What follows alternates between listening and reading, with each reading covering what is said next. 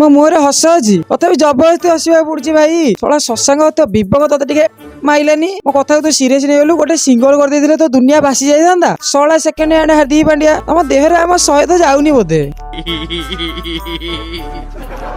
ମୋ ସହ ଅନ୍ୟାୟ ହେଇଛି। ନଟ୍ ଆଉଟ୍ କୁ ବି ଆଉଟ୍ କରିଦେଲେ ପ୍ରୀତି। ନହେଲେ ମୁଁ ଗୋଟେ ଟାଙ୍କରେ ମ୍ୟାଚ୍ ଜିତେଇଲା ବାଲା।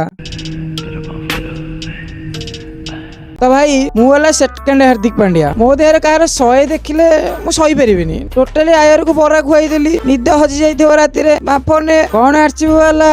ତମ ମନ ତ କୁଣ୍ଡେ ମୋଟ ହେଇଯାଇଥିବ ଆଉ ନା। ହେଲେ କଣ କରିବା ଆମ ଛୁଆ ସିଏ ଛାଡ। ସାଇ ସୁଦର୍ଶନ ଭାଇ କି ମାଡ। ସାଇ ବାବୁଙ୍କୁ ଡାକିକି ଆସିଥିଲା ବୋଧେ ଆଉ ଟିମ୍ କୁ ବିଭୂତି ଲଗେଇଦେଲା ଆଉ କି ମାଡ।